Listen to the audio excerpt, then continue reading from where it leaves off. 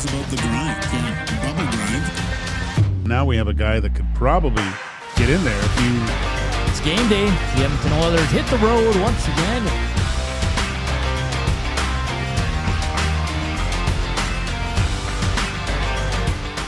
See the money won't stay for you. Getting all the piece of pie for your wife. Everybody wanna know how it feels. Everybody wanna see what it's like. Living in a big house. I don't mind. Me and this is so the making money. Alright. What's that saying, Joaquin? Don't smoke. Look good, feel good? Oh, yeah. Hey, welcome to EST Afternoons here on Edmonton Sports Talk. The voice is a little bit gone. Dealing with a little bit of a sickness over the weekend, plus yelling at soccer yesterday. It's not a good combination. Yeah. So, welcome to EST Afternoons here on Edmonton Sports Talk on Modern Measure Monday. Joaquin Gage. All right. Hernan Salas here with you. Zach Kubish also in the house with, he didn't bring his suit though, so we can't show him on camera right now. But he looks very, very good. But yes, Modern Measure Mondays, we're the second group to go. And shout out to Jared and our boy Richie down at Modern Measure downtown in the Edmonton Tower there for hooking us up with some wonderful suits, Joaquin.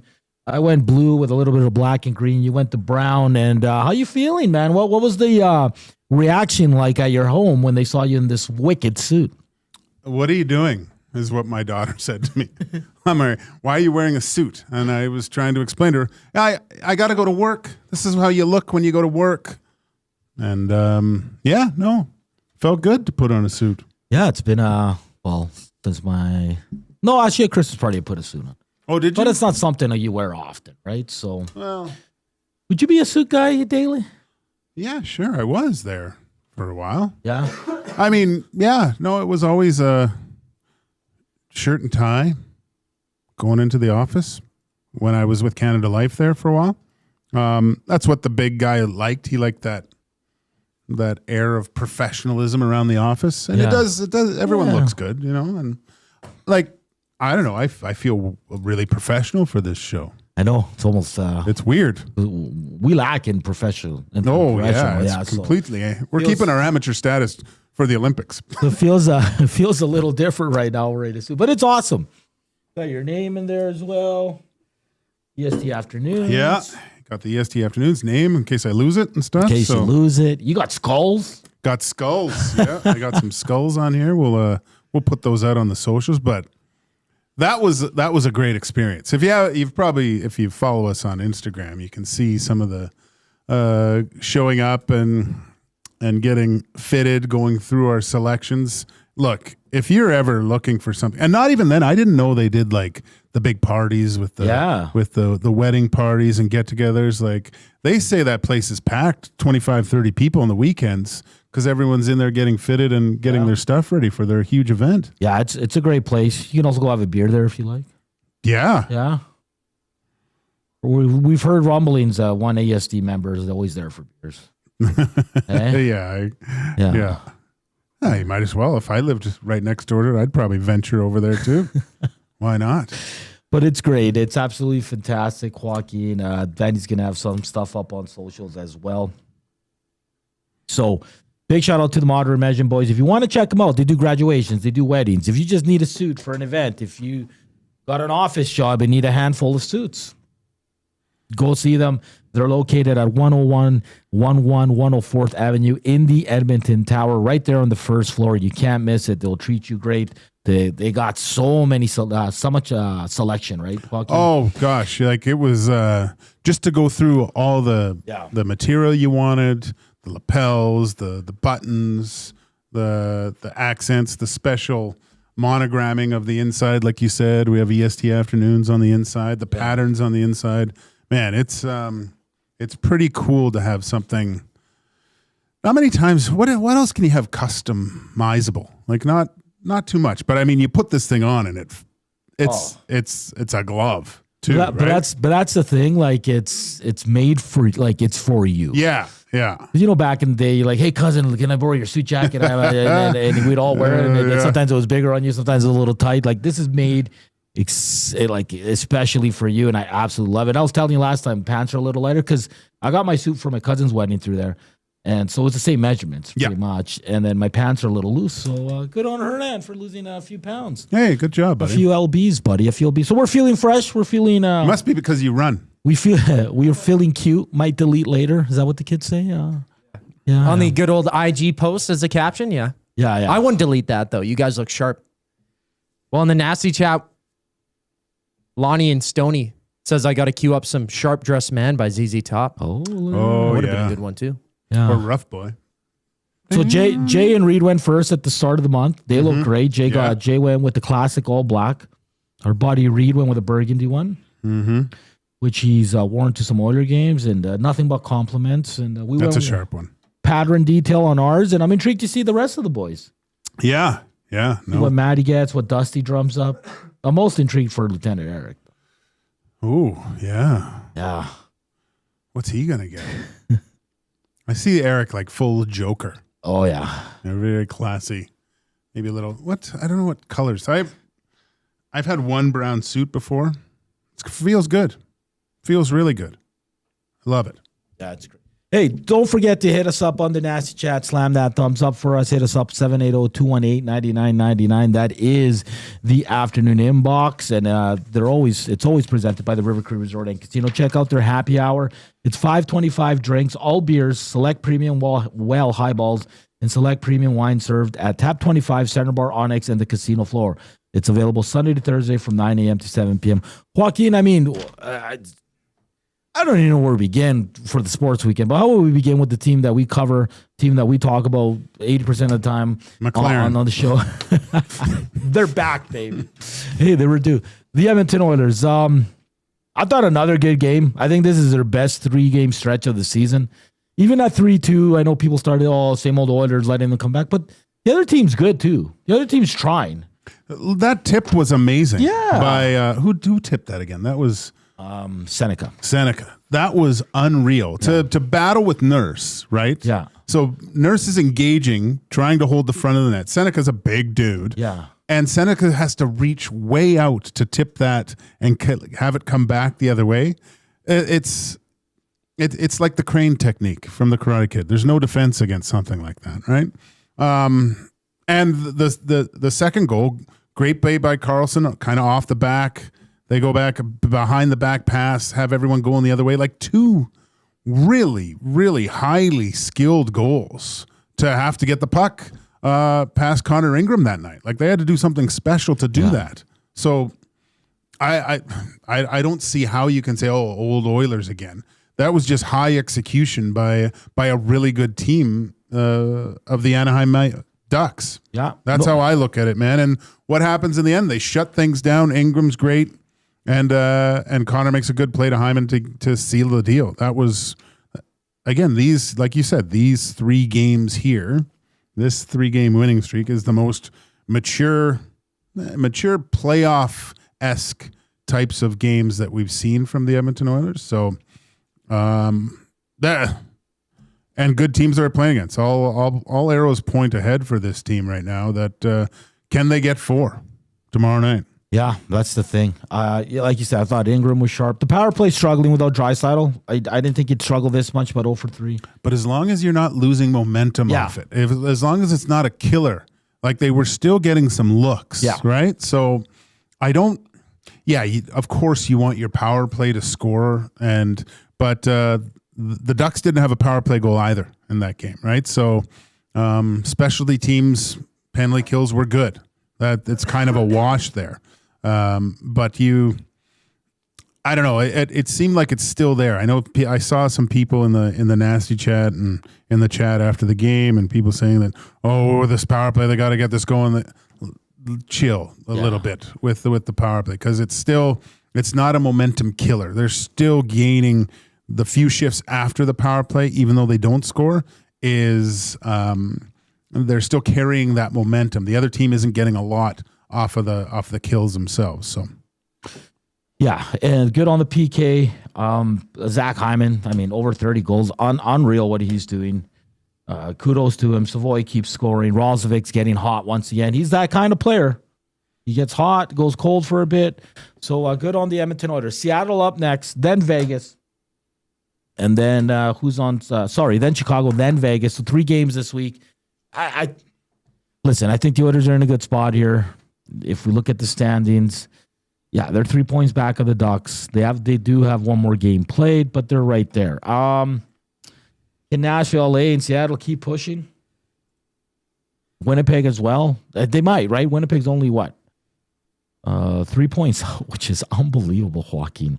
But all in all, I think this is the best 3-game stretch of the Oilers, and you got to be happy with that. They're playing the way you're supposed to play heading into the playoffs. Everybody's chipping in. Murphy and Nurse look to be a good pairing. Looks like Murphy's calmed down. Good old 25. I know someone's chirping him on the nasty chat right now about that box out on Seneca. But like Gage said, it was a hell of a deflection. And there was a battle there. You're going to have battles. Seneca's a big dude too. I thought Darnell Nurse actually did a good job, but Seneca made a better play. Yeah, I know, 100%.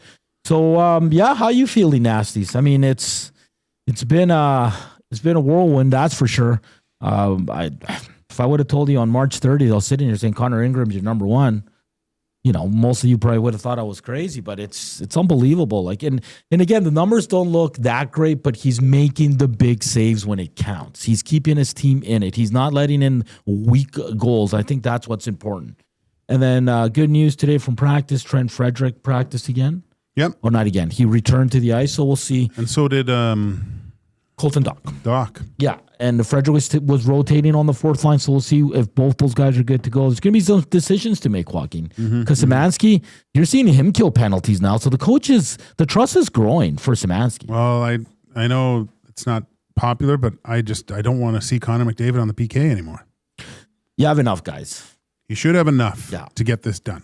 And listen, Connor's sniffing, he's thinking, go get a shorty here. but this is the funny thing, Joaquin, that it's like the whole purpose of your PK unit's not to get scored on. Yeah, scoring is like a extreme bonus. Yeah. So why do you have Connor out there? How many shorthanded goals do the Oilers have this year? Oh, good 3. question. Coop, can you look that up real quick? How many shorthanded goals do the Oilers have? Yeah, Max Pazuzu says, I think Kapanen is the odd man out. Oh, interesting. Yeah, he's kind of tailed off, but listen, I really like Szymanski, but knowing this coach, he likes his vets, so that's the thing, right? And Kapanen kills penalties too. He can moonlight in your top 6 if you need him to. So, yeah, it's been a good little run here for the Edmonton without Leon, and I think that's the biggest thing, Joaquin. I think that's the biggest thing that we're not talking about enough. They don't have Draisaitl, and they're playing this way. And we said it when Draisaitl got hurt. Of course, you were going to miss him.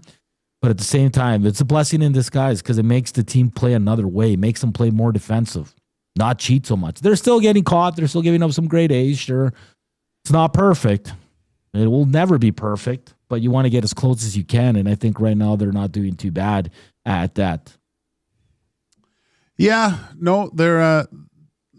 the commitment to making it more difficult in the defensive zone, and I would say the grind in the offensive zone, the play along the boards, engaging in that type of activity. I did see once, I think Connor was a little bit upset with Savoy because Savoy he gave him the puck and Savoy got it and chipped it in and went after it, right? And they got a whistle and Connor was. But that's the mark of the big dogs, right? They don't want to dump the puck in. No. They want to keep the puck. What are you doing? Yeah. That was too funny. The poor Savoy's just there what, man? I'm making the safe play. We don't do that here. Shorthanded goals for 6 this year. Really? So that's who's scored them? I think that's right. That's even a better question. Pretty sure McDavid has to have one. Short-handed? Yeah. They have 6 this season, the Oilers have. Yeah. Find out who's middle of the pack. Okay, so short-handed goals. McDavid's got 1. Or hold on. Let's have a look here. So 6, that's a lot actually. And for a season, that's maybe McDavid has 1, Draisaitl has 1. Matt Savoy has 2. Nice. Jake Wallman has 2. Really? Well, Jake Wallman, remember that weird goal against Columbus when they were trying to kill the time? That was shorthanded. Yeah. Yeah, so... But that's what I mean. Like, Connor McDavid has 1 shorthanded goal. You don't need him out there, man. No. I mean, if Connor McDavid had 5 shorthanded goals, maybe I'd say, okay, well, that's... But they've got 6 altogether. He's only got 1 of them. Then Leon's got another one. And then the other 2 are Savoy and what's surprising is Wallman. So that's why. There's 2 reasons not to play him on the PK. He's fresher, and he won't get hurt.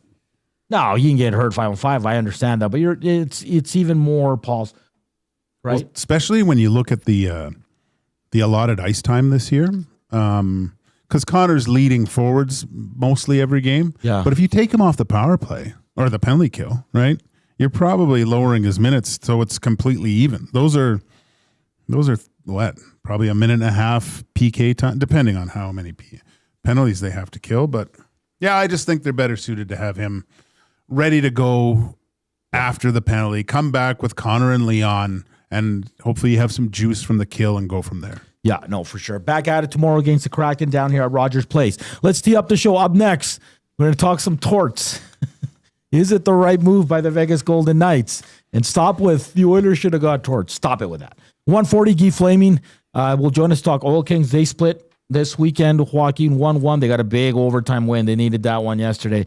So we'll get a good vibe check on that series from our buddy Guy Flaming. At 2 o'clock, we'll go around the sports world. There's so much to talk about. Blue Jays, F1. We're going to get Coop's thoughts on the MMA Unified event that went down this weekend. He attended, and we'll get his thoughts on that too. Shayna Goldman from The Athletic to go around the NHL at 2:20. And of course, the Screw Let's Do a Parlay. And shout out to Project Dumplings for filling in for Gager on Friday. He's the only one that hit. Coop and I missed as well. But Project Dumplings, good job, buddy, going St. John's plus 6.5. And it hit. But we didn't hit as a trio, so yeah. And then next time Gager's off again, we'll get another nasty involved as well. Hit us up, River Korean Box, 780-218-9999. Also on the Nasty Chan, slam that thumbs up. And like always, Edmonton Sports Talk is presented by Play Alberta. And it is your home for online gaming excitement featuring casino games, live dealer action, lottery instants, and sports betting. Now with the new Play Alberta app, you can take the fun with you anywhere. Download the app or sign up today at playalberta.ca.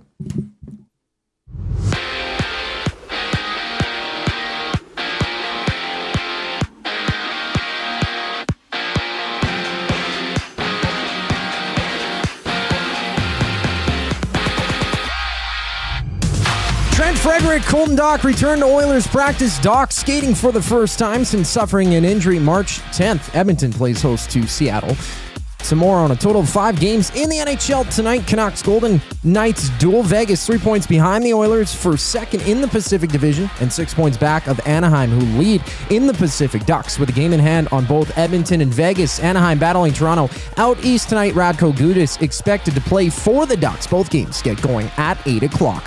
News from Florida. The Panthers have ruled out captain Alexander Barkov for the remainder of the season. He continues to recover from an MCL and ACL tear that kept him out since training camp. And after sweeping the Athletics, the Blue Jays play the first of 3 on the road against the Rockies. First pitch at 5:07. Cody Ponce's Jays debut on the mound for Toronto. Tamayuki Sagano countering Fort Colorado. Around the majors, Minnesota and Kansas City open things up at 2:10. On the court, Philly, Miami tip-off at 5. Boston visits Atlanta at 5:30, having 8 games around the NBA in the World's Curling Men's Curling Championship, Canada has its second draw of the day, taking on Japan at 5. Canada beating Poland 9-2 earlier, holding a 3-2 record. This sports update is brought to you by the Capital Care Foundation. Financial support deeply affects residents at Capital Care, whether it's a one-time donation or a monthly contribution. Every penny counts. Find out how you can donate at Capital Care Foundation. .net. The conversation continues. Hernan, Salas, Joaquin, Gage here on EST Afternoons. I'm Zachary Kubish, and you're up to date.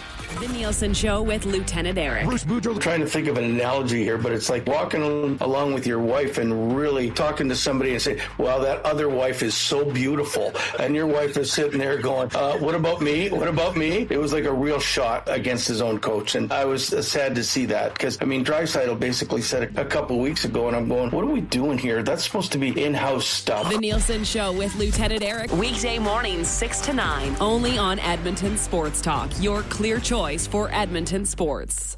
If I move the snowblower into the bathroom, move the skis and Christmas decorations into the dining room, will that give me room for the lawnmower, kayak, and kids' bikes? Sentinel Storage. Try 4 weeks free. Visit sentinelstorage.ca. It's a rezzed up reimagining, a cultural celebration, and a smash hit. River Cree Resort and Casino brings you Bear Grease the Musical. Don't miss this hilarious spin on the 70s classic, replacing T-Birds and Pink Ladies with a cast of characters that spotlight Indigenous language, music, and moves with a Broadway flair. Iconic numbers get a bold new spirit in the audience favorite, Bear Grease. April 26th in the venue at River Cree. Must be 18 plus. Get info and tickets at rivercreeresort.com.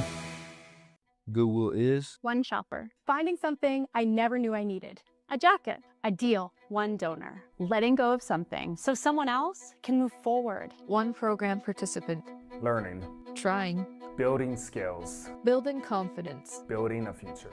One purchase, one donation, one job, one choice. Goodwill is the power of one. The power of one. The power of one. The power of one. Goodwill Industries of Alberta. It all starts with one. Real fans don't stroll in at puck drop. They claim territory. They study the screens. They get into their spot, which is why this matters. The Canadian Brewhouse now has happy hour. Brand new, tons of options, and the good stuff like our 8-inch 2-topping RCM pizza and our signature Caesar. Monday to Saturday, 2 till 6 p.m. starting at $3.99. That's more than enough reason to come early. New happy hour at the Canadian Brewhouse. If you're serious about game day, we'll see you for happy hour.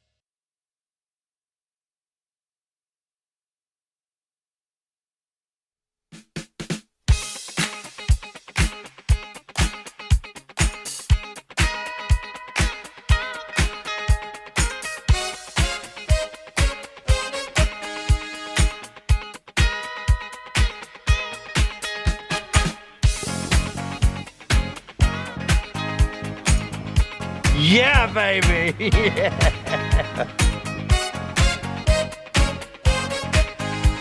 Yeah. Yeah. I'm your huckleberry. How dude. Hey, we're back here on EST Afternoons, Joaquin, Gage, Hernan, Salas on this Monday. Coob's in the house as well. Hopefully the weather improves, fellas, eh? What an awful weekend with that damn snow, eh? It was great Saturday. It was awesome. It was cold, though. No, I went for an hour and some walk with my dog. It was gorgeous. Like I had a toque and a jacket on, but it wasn't. My face didn't hurt. And then the next day it was snowing, and I was like, I'm not doing this. Yeah, I'm not doing this anymore. We're almost into April. We need this stuff to go away. I know. Well, and we got Goodwill Wednesday coming up here on the Reed Wilkins show, and I bought some gear that's more summertime apparel, and I tried shorts. Yeah, exactly. I got some jorts. Yeah, high riser jorts. Cut off Levi's. Yeah, a little bit of the pocket showing, Coop. Oh nice. yeah. Nice. No, totally. Show them what they can't have, baby. Show them what they can't have. Some of the rips in the you know the look. You know the look. Do you guys want a soccer mini World Cup update? Sure. So I played yesterday. It's all about you. I got taped up. Yep. Oh, taped up. Wow. Got taped up. Again, not 100%, not even close. But yeah, we were upset. We lost to Korea 4-2. Yeah. And many shocked people at the Inter Center after that game. Really? Including our entire team. What'd you say to Speck afterwards? Oh boy, he didn't want to talk to me. Did you say, why are you so bad? Why are you so bad? Why didn't you just sit out? Started good. We were up 1-0. They came back. They scored 2 in 20 seconds. We just got caught lazy. We tied it. And then they scored early in the second half. I'll go with that gentleman, and kudos to him, will never score again. Like, he hit it from far. He hit it top corner. Oh, really? Yeah, and then they spent 20 minutes, the last 20 minutes, just defending, and we hit a crossbar. We hit a double post. Oh, a double post, man, and everybody was just like, "Hey, it's not our day." We were just off. So now, we got to win tomorrow, but we also got to depend on other results. Oh no! So if we won not yesterday, in your own hands. Yikes! Who are you playing? Mexico. Ooh, yeah, the cartel. That's gonna be tough. So that's too bad, man. So it's funny. So like I got my ankle taped, and you know what was weird, Joaquin? My Achilles hurt more than my ankle. Oh really? Yeah, on both legs, man. I was like, what's going on right now? Yikes, man. But you know when you're not 100% and you want to do something, you're like, I better not because I know I won't. You'll hurt yourself more? I won't survive it. Yeah. You know, or just kind of like, you're just not 100% and it's been frustrating. And now, like, I've been dealing with this cold since Friday night, trying to get rid of it. And yesterday was probably the best day out of the Friday, Saturday, Sunday. But then this morning I woke up and my voice was gone. And well, maybe you're due for like a Michael Jordan. The flu game. Yeah. Another thing, and I'm not making excuses, because they beat us fair and square. Our best player wasn't there, though. Oh. He had provincials for a futsal.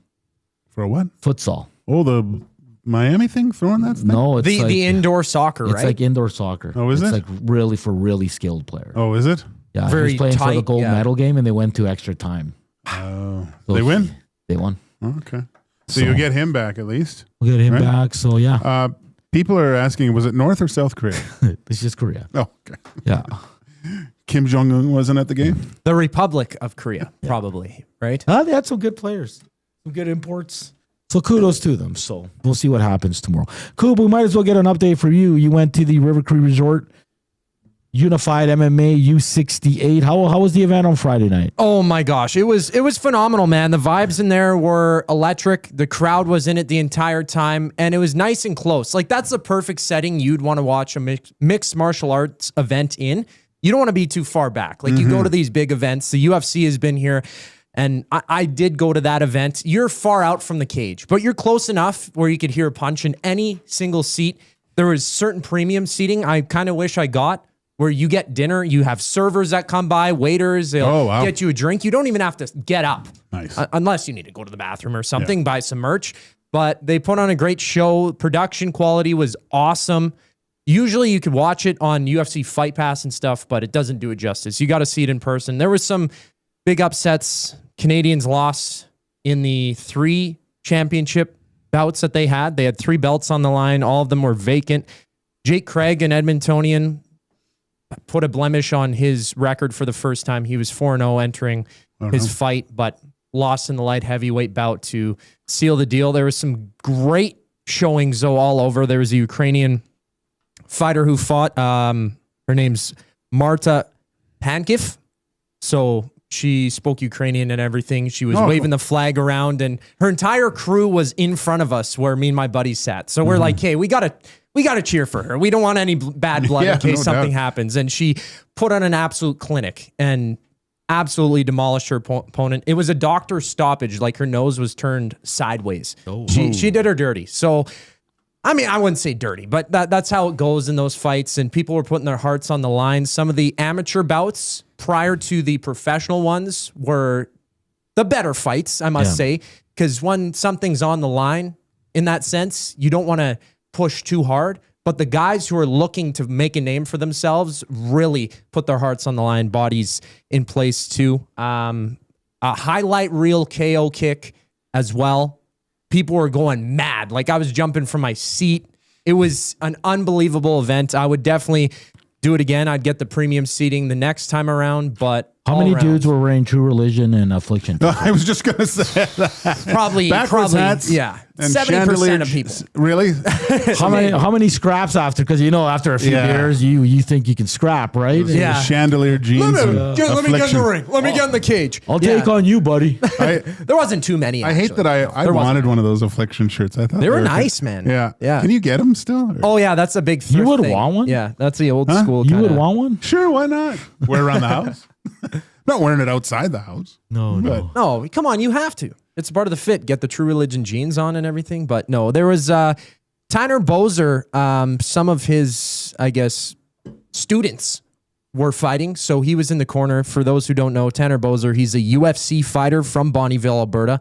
And he was in the corner for a lot of the fighters, probably 5 or 6 of them that I counted.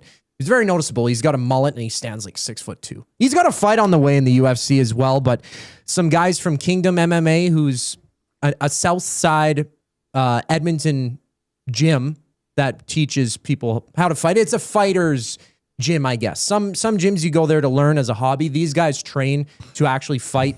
Connor Funk fought, knocked him out. Some guy was 17 years old calling for Dana White after he put on a great performance in his first professional fight. So a lot of prospects to sort of look out for. Aaron Bronstetter from Sportsnet, who usually covers the UFC, was there. So it's a real deal, man. Good stuff, Coop. Sounds like it was a good night. Saw some videos on the IG and look pretty damn good. If you're wondering why we're all spiffy, Modern Measure Monday. We got our suits on Modern Measure, tailored professionally. Professional. But yeah, we're the second show to go. Looking forward to the rest of the boys that have to go get their suits. But make sure to check them out. They do graduations, they do weddings, they do it all. They don't just do suits too. The golf shirts, they do everything, right? So everything. That's they can even fit Boom Boom's big thighs. Oh yeah. So that's a good point. Coop, can you send Guy the link, please? So make sure to check them out. A defined fit, a defined style, a defined you. Modern Measure. 10111 104th Ave in Edmonton Tower. Okay, Joaquin, you texted me last night. I did? Yeah. Oh, I did, right. And you're like, Torts, you sent me the Vegas link, yeah. I had to do a double take. I'm like, no, there's no way they did this. Like, we've seen Vegas twice in the last month against the Oilers. In the first game, I said something's off about this team. I doubled down after seeing what I saw last week. Because something's off. They have good players. But Bruce Cassidy to get fired for John Tortorella at this point in the season was mind-boggling to me. This is weird. I mean, I always felt that Bruce Cassidy, just looking at him on the bench, like he looks like a caged animal half the time, right? And just looks upset. And I think I won't say he's not a good coach, because obviously he's won a cup. He's won a cup. He's in the NHL. He was part of Team Canada. Like he's a good coach, but I think just that hard-nosed style, which I think that's his style of coaching, just it wears out after a while. You get yelled at so much and you start tuning it out. Yeah. And a new voice always helps. I get it, but swapping apples for apples here with a guy that's quite demanding. Is not afraid to speak his mind to his players, and sometimes make it more about him than the team itself. Only time will tell, but it's the Vegas Golden Knights, they do not care. They really do not care. They will, if they don't think something's working, they will make changes right away. That was not on the bingo card. And it's funny because it always somehow Oiler fans always tie it to Edmonton Oilers. Why didn't the Oilers fire an all block? It's like, no, like well, the Oilers are playing great right now. Why would you do that? The Vegas Golden Knights have been struggling for months, which is weird because they've been in first place the whole time too. I know. That's another thing. I think I don't know. It seems a little bit drastic to get fired from a team that you're leading your division in. That's crazy. Just some comments from McCrimmon. Or not leading the division, but it's in the top three, right? He said, somewhere along the way, we lost our spirit. Then he doubled down and said he didn't get the sense Cassidy lost the room. So they're doing this just to shock the system of this team. And maybe the players were sick of Cassidy, but that's pretty soft in my eyes. He's been there since 2023. He's already rocking the boat there that players are... I don't buy into that. I know a lot of people are blaming Mitch Marner. Already. Yeah. Tortorella was with the team. He met with the media today. He was on the ice with the team. So they're in Vancouver tonight, I think. I think they're playing tonight. So, yeah, it was very interesting. Is Tortorella the guy? Walking? Like... Again, it's a different voice, right? But he's another guy that it seems like players kind of get sick of his stuff pretty quick. Mm-hmm. So, and this is a more veteran group. But that's the thing. If this was a young group, I don't think it would work. I think because you look at the average age of the Vegas Golden Knights, and there's a lot of experience in their top 9, really. Yeah, the whole forward group and D. There's not a lot of there's a lot of games played on that roster. So yeah, we'll see. It's funny, the memes, Marner requesting a trade out of town already. But I really think that this isn't permanent. I think this is more temporary, and they'll reevaluate in the summer. Well, they did say this is for the rest of the years and playoffs, and then they'll evaluate after, which is the best way to go about it. Yeah. I mean, Stan Bowman was 3 years, no movement. I didn't hear anything about the contract for Torts. Was there? Did you? No, I looked. I didn't see anything. All I saw is that he's going to be in Vegas for the remainder of the year. That's it. Playoffs, and then they'll reevaluate. Because say they're out in the first round. Yeah. Did he? And fairness to John Tortorella, he doesn't have a lot of time here. No, not at all. Like I said before, what does a coach bring to the team? Yeah, between 5 and 10%. They have 8 games, Joaquin. To switch, no practice time, no nothing. I just don't. Sometimes you got to put it in the hands of your players a little bit too. But maybe they just felt like they'd waited long enough, and they couldn't wait any longer. Well, for teams in the hunt in the Pacific still, so I would count that as Anaheim, the Oilers, of course, Vegas, LA, San Jose just on the outside in the Kraken. The Vegas Golden Knights since the break are 5, 10, and 2 coming back from the Olympics. The only other team that bad in the Pacific, 5, 9, and 2 for the Seattle Kraken. One less game played. And their goals against -14 for Vegas. So maybe to try and kickstart something as they're losing positioning in the Pacific Division. They have not been great out of the break. Like there's only 2 teams above 500 in the Pacific since the Olympic break. That's Anaheim 11-5-1 and the Oilers 9-6-1. Yeah, it's going to be a good race it's going to go down to the wire for sure. I was going to say something. I totally lost my train of thought on this whole 8 games left for the Vegas Golden Knights. What do you think? They needed a shock because something was like, we've seen them play twice, Joaquin. I wasn't impressed by them. So can they run 5 straight with the coach bump? Well, sure, why not, right? They have the team to do so. But again, the goaltending's awful. Hasn't been good. Rasmus Andersson hasn't worked out there. They can't score for some reason. It's just been very weird. So I don't know if it's fair in 8 games to be able to judge him and what he does in the playoffs unless they go on a deep run. But if he's out in the first round, I mean, does he get a pass? I don't know. It's interesting. That's why I find this so weird. And you said it. Vegas doesn't mess around. If they don't like something, they make it well, they traded quick Fleury, and fast. right? Yeah. They don't care. They traded their original guys that were there after that horrific accident that kind of galvanized the whole city and the team the team around the city. Yeah, it's interesting. So what say you, Nasties? What do you think of Torts going to the good old Vegas Golden Knights? Bruce Cassidy out. He won't be out of work long. That's just me guessing. I just don't see him. He's a hell of a coach. I think Tortorella alluded to that in the media veil as well. And if you needed another reason to take the Vegas money line or whatever you want to take today, you just got one because they're going to have a coach bump and they're taking on the Canucks. So we'll see what happens. All right, we have to get to a break. Sorry for the voice here. I'm just dealing with a bit of a cold. And like always, the afternoon inbox is presented by the River Cree Resort and Casino. Check out their Tap 25 restaurant where the entire menu is 50% off 7 days a week from 2 to 5 p.m. Guy Flaming to talk some WHL playoffs on the other side of the break. Don't go anywhere. Slam that thumbs up for us. Here's Scoop.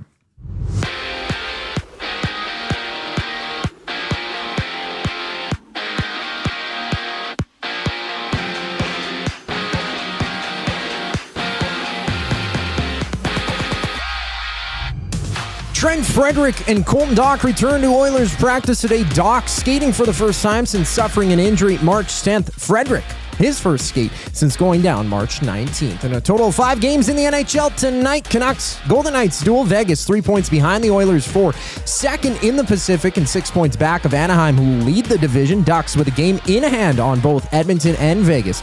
Anaheim battles Toronto tonight. Out east, Radko Gudas expected to play for the Ducks. Both games start at 8 o'clock. News from Florida, the Panthers ruling out Captain Alexander Barkov for the remainder of the season. He continues to recover from an MCL and ACL tear that's kept him out since training camp. For the Jays, starting hot on the season, 3-0 against the Athletics. They're on the road for 3 against the Rockies starting tonight. First pitch at 5:07. Cody Ponce, his Jays debut on the mound for Toronto. Countering for Colorado, Tamayuki Sagano. Around the majors, Minnesota, Kansas City open things up at 2:10. On the court, Philly, Miami, tip-off at 5. Boston visits Atlanta at 5:30, having 8 games around the NBA.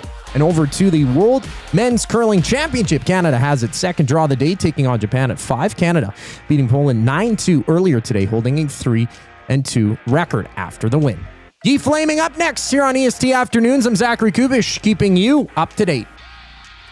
EST Hangout. It got a little interesting yesterday with the fact that the Golden Knights themselves recognized we're not going well. Right. And Kelly McCrimmon's done this before. Yeah. He's fired a coach late. Gerard Gallant to Pete DeBoer. Yeah. That was late in the season. He made that change. Bringing in John Tortorella, though, just for the season. It's not locked in for next year or anything.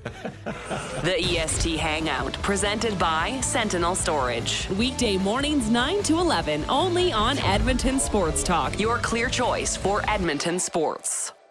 Hey Edmonton, did you know a local Play Alberta winner scored over $430,000 on Desert Fantasy? Think about the rec room you could build with that kind of cash. From major casino winners every hour to jackpots worth millions and hundreds of popular games to money that stays in the province, there has never been a better time to sign up for Play Alberta. Download the app today to get started with casino, sports, and lottery, all in one app. Must be 18 plus to play. When you gamble, use your game sense. At Firehouse Subs, our subs are freshly toasted, stacked high, and crafted to satisfy. Each sub is piled high with premium meats, melty cheese, and toasted to perfection. Firehouse Subs brings bold flavor to every bite, all served on a freshly toasted roll. But we're not just feeding Edmonton, we're fueling it. Dig into the brisket hat trick, piled with slow-smoked brisket and melty cheese. Or go to the Firehouse Subs fan favorite, the Hook and Ladder. Made to order with smoked turkey, honey ham, and Monterey Jack cheese on a perfectly toasted roll. With 15 Firehouse Sub locations across Edmonton and the greater area, it's easy to grab a hot and hearty sub close to home. Firehouse Subs. Hot, hearty, made to satisfy. Time for a new career in 2026? Or maybe your kid is still pondering their path. Good news! Weiss Johnson is hiring. It's Dennis, and not only are we hiring for heating and air conditioning, we're also looking for experienced plumbers and gas fitters. With the growth in residential development, there's no shortage of opportunities at Weiss Johnson. Choose your path with us. Learn from one of the industry leaders, and we will grow together. Receive great benefits and school reimbursement as well. Visit weiss-johnson.com today. Looking for quality building materials and friendly advice? Visit us at Windsor Plywood Leduc, family owned and locally run since 1993. From interior materials for doors, flooring, baseboards, and all the finishing touches to all you need for your outdoor projects like cedar lumber for decks and fences, plus all the plywood you'd need. Our full-time on-staff carpenter can help with anything odd-sized or custom, and from domestic hardwoods to exotic selections, we've got you covered. And if we don't have it, we'll track it down for you. Windsor Plywood Leduc. We're the experts you need to know.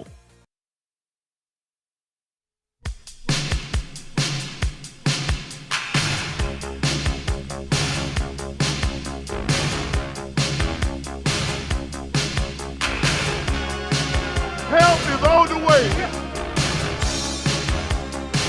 Dun da da da. Dun da da da. Are you kidding me? What is happening?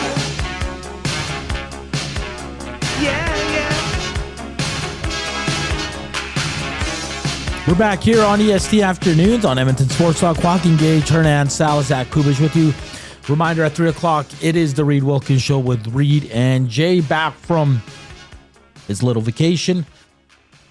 Out doing some skiing. They'll take you right up until 6. And, of course, tomorrow return 66 plus the GCL Diesel Oil Stream pre- and post-game shows as the Oilers host the Seattle Kraken. We're going to stay in Edmonton and talk about the other hockey team in town, WHL team, the Edmonton Oil Kings. They split over the weekend. And they'll head back to Saskatoon tied at 1. Like always, all our guests are brought to you by Old Country Towing, Edmonton's most trusted 24/7 roadside rescue team, fast, safe, and reliable for over 15 years. Whether it's a game day or a snowstorm, we work as hard as your favorite team to get you going. Call 780-986-6088 for all your towing needs. And with that, we bring in our good buddy from the Pipeline Show and color analyst on the Old Kings broadcast, Guy Fleming. Guy, how you doing? I'm doing fantastic, but you guys look amazing. Oh, thank I didn't get the memo, the dress code today. Sorry, guys. No, it's okay. Coob didn't wear a suit either, so. And well, you both look like $1 million. I know you might feel like $10 there, Hernan, but yeah. Hernan feels like $1 billion. It's pesos, but it's billion. $1 billion pesos, yeah. Guy, let's talk about this series. I mean, it was a penalty-filled game 1.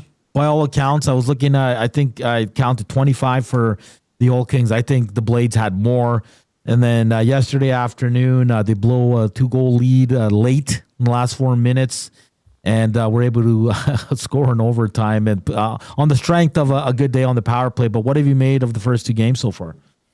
Yeah, and I wasn't at game 1 because I was under the weather, but watched it from home. And I agree that game 1, it was penalty filled, but it was weird. Like, both teams came away feeling like, man, the refs were bad tonight. Like nobody was happy with the way that game was called. But there were so many penalties that it just set everything off. You couldn't get your normal rotation with your players. It was really just a mess of a game. I think there were 3 times in game 1 where Saskatoon had a 4-on-3 power play for like extended period of time, which is just weird. Edmonton had a 5-on-3 at one point, but couldn't capitalize. Game 1 was a bit of a mess. Game 2 was a really entertaining game down at Rogers Place. And you're right, the Oil Kings did blow a 3-1 lead. They actually came from behind early, though, because Saskatoon scored the first goal. So credit Edmonton for that. And then they scored 2 and looked like they were going to get away unscathed. But then a comeback by the Blades made it interesting, get into overtime, anything can happen. And it was back and forth. Both goaltenders were outstanding in game 2. Really, really entertaining game. This series has been better than I expected it would be. At this point, why wouldn't it continue? You're going to go to Saskatoon, and there's going to be good crowds for the Blades in the playoffs. We're guaranteed a game 5. I wouldn't be surprised if we're back for Easter Monday. Gia, just looking at the shot totals, almost 100 shots between both teams. Was this just a fire burning hockey, or is it one of those games where coaches are pulling their hair out, going, we gotta tighten up on D a little bit here? I think what it was that game 1 was pretty low shooting. Edmonton had 21 shots in the entire game in game 1. So I think there was a concerted effort from both sides. Let's get some shots on net. And both teams were able to do that. I think in the second period, Edmonton had like 19 shots alone in that period. So compare that to game 1. Big difference. And there were penalties in game 2, but there was more 5-on-5 and for longer stretches. So I think there was a bit more of a rhythm to the game. Both teams are skating really well. That game, Jim Matheson had a good comment after the game in the coach scrum where he said, this is a game where there were 7 goals, but both teams were happy with their goaltending. Like goaltending was great for both teams, and yet there were 7 goals. I mean, there was a lot of shots. It was just a really, really fun, entertaining game. Guy Fleming from the Pipeline Show and color analyst on the Old Kings broadcast, joining us here on EST Afternoons. Joaquin, Gage, Hernan, Salas, Zach Kubish with you on this Monday. We talked about the shots, and I know Gager asked Matt Barrett when he was on last week who would get the start between the pipes, because both goalies have been really good. It's been Snell's net, though. And do you see that? Was this the way you saw it, or do you think they were going to split them? I honestly had no idea going into game 1, and I was texting Matty B the morning of game 1, like, who is getting the start tonight? And he didn't know it, or at least he wasn't telling me. Because you could have made an argument either way. Snell had been really good for the last couple of months. Simcoe's been fine as well. Maybe struggled a little bit down the stretch, but found his game again before the end of the regular season. He's also 2 years older, so he's got a little bit more experience under his belt. So you could have made an argument for either guy. I'm not sure what the final decision was to go with Snell. Maybe you're going through your entire coaching staff and maybe the goalie coach, and you're getting suggestions and opinions that way. But they landed on Snell, and no reason to think that they're going to go away from him after the first 2 games because he's been terrific.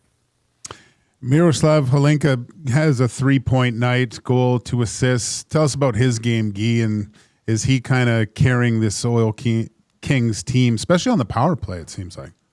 He's been really, really good for the Edmonton Oil Kings this year. He was a good player last year, but he's taken his game to a different level this season. He will attack teams. I mean, there's a highlight online, actually, from game 2 where he goes in and basically dekes through the entire Saskatoon team before the goaltender makes a huge save in overtime. I believe it was save of the night. So, but you can see what he can do when he has his mind to dipsy doodle around everybody. He's added that to his repertoire this year. So his development's taken a step. He is probably the guy that stirs the drink on a lot of nights, but he has really good chemistry with Lucas Sauchin and whoever's on that line. And yesterday, at least, it was Adam Yeko. And so, I mean, you got 3 veterans in the league right there that are starting to click. Yeko was kind of hit and miss for me this season, but in the playoffs, boy, that guy delivers. And he was his skating has gone through the roof, and really tenacious on the forecheck, which we didn't see a lot this season. So he looks like a completely different player. He's just dialed in. And I think that's a big reason that line's effective, and it means that the other lines get a chance to kind of show what they can do as well, because that line is going to draw the attention of the other team's best defensive players. So we're seeing that happen here too. Guy, did you expect the series to be this tight with the Saskatoon Blades? I think there's an opportunity where it could have been over in 5, and it still could be over in 5. They're here on Good Friday for Game 5. But you could make an argument that 6 or 7 games is what people should have expected. I probably pegged it at about 6. So I'm not surprised. I'm a little surprised that Edmonton dropped the first 2 games in Edmonton. Saskatoon, I expected, was going to put up a pretty good fight at home, and that still could happen. I mean, it's realistic. It's possible that Edmonton could come back for Game 5 down 3-1. I don't think that will happen, but it's realistic. Saskatoon's a good team, and I think there's 20 points separating them in the standings. Edmonton's a little bit banged up and missing a couple of key players like Captain Gavin Hodnett, not good to go. Andrew O'Neill didn't play in Game 1. He did in Game 2. And, of course, Max Curran's out for the year. So Edmonton's not at 100%. And that opens the door for Saskatoon, but the Blades are good. That's a strong competitive team over there, and you got 2 teams trying to win. What do you see for Game 3 in Saskatoon? Is this the ball's kind of in the Oil Kings court? I know in junior hockey sometimes an emotional overtime win you can kind of carry that through, or does it just start right back at square one here? Yeah, I'm not sure how much you would be in a better position to answer that, whether momentum carries over from one game to the next.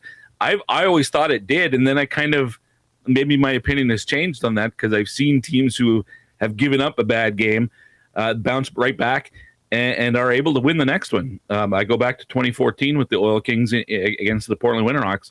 They blew a big lead in Game 6 of the final and had to go back to Portland, and you're kind of like, holy cow, the plane was really quiet, the bus was quiet. And then they were amazing in Game 7 and won that game. So I think maybe it's this age. They're able to put bad games in the rearview mirror real quickly. But having won Game 2, does that mean they're going to be extra special in Game 3? I'm not sure. I mean, Saskatoon, it's going to be the first game at home for them. I expect they're going to come out like their hair is on fire, and the Oil Kings might have to weather the storm a little bit early. We'll see. Yeah, a player on the Saskatoon Blades, of course, Oilers draft pick from 2025. He scored the tying goal last night, David Lewandowski. He had a good season, 65 points in 57 games, 3 points already in 2 games. What have you thought of his play? I'll be honest. He had 3 points yesterday, and it was barely a factor in the game. Like, he had 2 secondary assists and a goal. when he scored that goal, I even said it in the broadcast. I said, hey, Lewandowski made an appearance in the series because he'd been a no-show up to that point, and yet he had 3 points in the game. Just one of those nights. Whereas Zach Olsen, I thought was Saskatoon's best player by far yesterday in Game 2, had a single assist in the game, but he was all over the place. So it's funny, but he's a good player, Lewandowski. I don't think we've seen the best of him yet in this series, and maybe that's something to watch for in games 3 and 4 back in Toontown. And any of the other series kind of piquing your interest, Guy? Because I look on the one side, and Everett's up 2, Kelowna's up 2, Prince George is up 2, Penticton's up 2. But that doesn't really matter because Calgary's up 2. Yeah. But both games went to overtime. The first one went to triple overtime. So I mean that's as close as you can get. I mean, it's very realistic possible that Brandon could have won both of those games. In fact, a triple overtime game that was scoreless. And I mean, the first goal of that game was the winner in triple overtime. That was unreal. And Penticton went to overtime and got the first win of their WHL tenure. So there's definitely been some close games. I don't think anybody was expecting Regina to get a win against Medicine Hat, and that series is tied. Just really good hockey. It's even the series that are 2-0 right now. There's good hockey in those games too. Gee, great stuff as always. Enjoy the game tomorrow night, 7:00 down in Saskatoon, with the series tied at 1. All the best, bud. Thanks, boys. Take care. All right, that's Guy Flaming who joined us on the Old Country Towing video hotline. Talking some WHL playoffs. Your Edmonton Oil Kings tied at 1 apiece in the series with the Saskatoon Blades. Game goes tomorrow.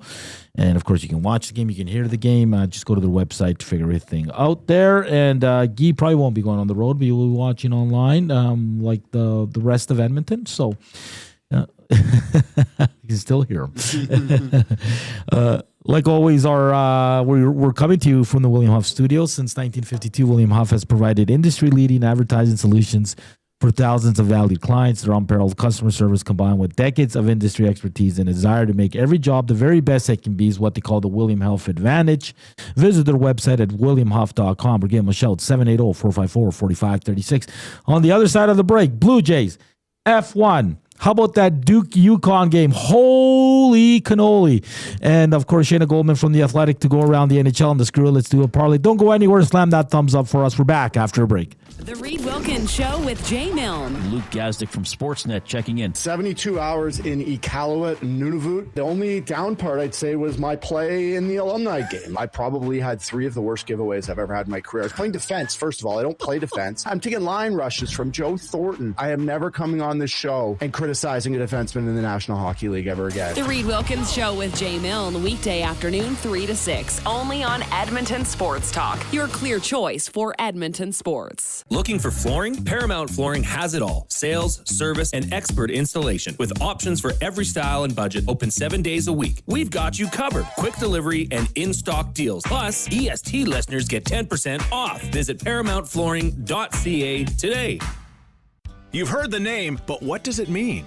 For over 66 years, William Huff Advertising has supplied signage from screen printing to digital to LED with design, production, and install in-house. It's a one-stop shop for all your signage needs. Edmonton owned and operated, William Huff has been trusted by the biggest companies and teams in the City of Champions and many others across the country to do the job. If you're looking for a way to get the word out about your company or event, they are the answer. Go to www.williamhuff.com. Their results speak for themselves.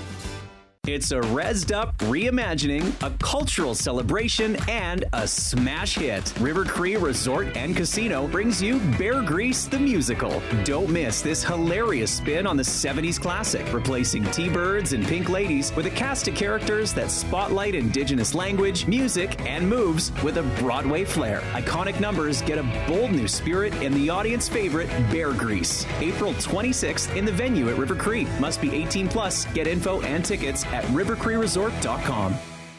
Real fans don't stroll in at puck drop. They claim territory. They study the screens. They get into their spot, which is why this matters. The Canadian Brewhouse now has happy hour. Brand new, tons of options, and the good stuff like face-off fried pickles and steins of Bud Light. Monday to Saturday, 2 till 6 p.m. starting at $3.99. That's more than enough reason to come early. New happy hour at the Canadian Brewhouse. If you're serious about game day, we'll see you for happy hour. Love the thrill of competition, but prefer to keep it classy? Well, it's as classy as you can get when Dustin Nielsen is the host. Join us April 14th at Bell and Scona for Edmonton Sports Talk Bid for Kids, presented by GS Construction. A night filled with special guests, auctions, and a ton of prizes in support of kids sport. No whistles, no play clock, just a room full of generous hearts. EST's Bid for Kids. Get your tickets at kidsportbidsforkids.com. Use promo code ESTBIDS for 10% off.